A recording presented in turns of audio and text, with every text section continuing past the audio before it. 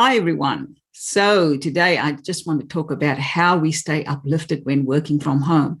So I don't think any of us are going back near the office for 5 days a week. I think those days are gone. So many people are negotiating working 2 to 3 days from home and the rest of the time in the office. But how do we stay uplifted? Because what I'm also realizing from feedback from clients and people I work with is that people feel quite drained sometimes. You know, you in the same space. So your home has its space and then suddenly it's your office and there's no real change. And that can be quite draining. So if you look at this picture at the back of me, that's one of the things I've done to actually remain uplifted.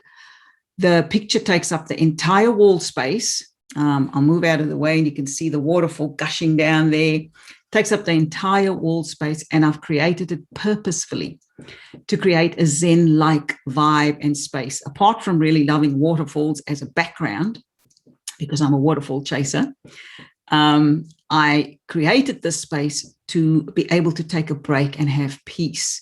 And so what I do during the day is I have a yoga mat in my office as well, and a mattress. Sometimes I even have a nap, but a yoga mat. And I will take breaks throughout the day and actually just lie on either the yoga mat or the mattress and simply recharge myself by staring at that waterfall picture. So that's my simple strategy, but there are many ways you can uplift your office. Have a plant in there, burn a candle with beautiful smells, burn some nice oils, but make sure that you take breaks, that you actually pause from just staring at the computer and find something else beautiful to look at. So for me, it's this waterfall. Sometimes I get out on the track near my home, but fundamentally, waterfalls uplift me, always have, and it's for that reason that I created this uplifting vibe in my working.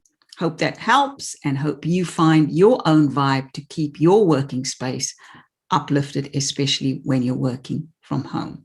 That's my career snack for today. Have a great day as always. Bye for now.